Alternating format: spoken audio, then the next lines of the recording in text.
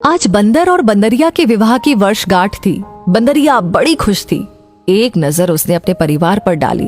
3 प्यारे प्यारे बच्चे, नाज उठाने वाला साथी, हर सुख दुख में साथ देने वाली बंदरों की टोली। पर फिर भी मन उदास है। सोचने लगी कि काश मैं भी मनुष्य होती तो कितना अच्छा होता।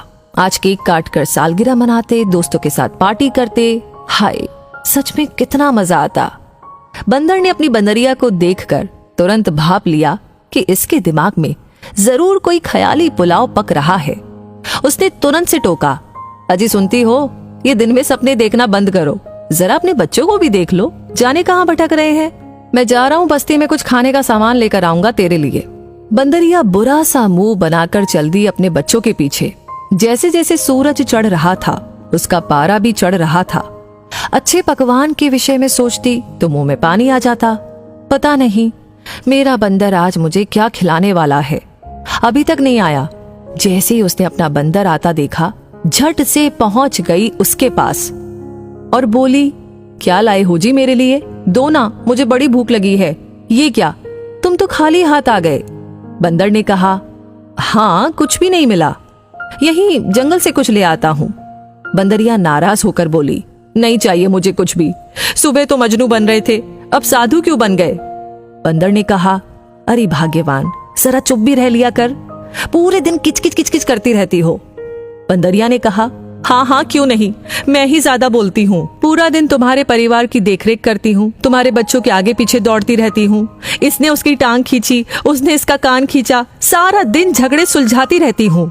बंदर ने कहा, अब बस भी कर, मुंह बंद करेगी तभी तो मैं कुछ बोलूंगा। गया था मैं तेरे लिए पकवान लाने, शर्मा जी की छत पर रसोई की खिड़की से एक आलू का पराठा झटक भी लिया था, पर तभी शर्मा जी की बड़ी बहू की आवाज सुनाई पड़ी, अरे अम्मा जी, अब क्या बताऊं, ये और बच्चे नाश्ता कर चुके हैं, मैंने भी खा लिया है, और आपके लिए भी एक पराठा रखा था मैंने, पर खिड़की से बंदर उठा ले गया। अब क्या करूं, फिर से चूल्हा चौका तो नहीं कर सकती मैं, आप देवरानी जी के वहां जाकर के खा लीजिए। अम्मा ने रुंधाई से स्वर में कहा, पर मुझे तो दवाई खानी है बेटा।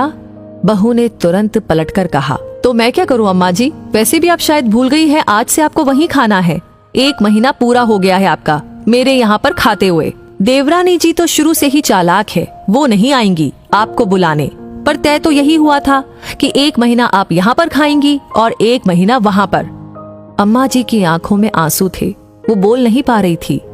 बड़ी बहू फिर से बोली, ठीक है, अभी नहीं जाना चाहती है तो रुक जाइए, मैं 2 घंटे बाद दोपहर का भोजन बनाऊंगी, तब खा लीजिएगा। बंदर ने बंदरिया से कहा, भाग्यवान, मुझसे ये सब देखा नहीं गया और मैंने पराठा वहीं अम्मा जी के सामने गिरा दिया।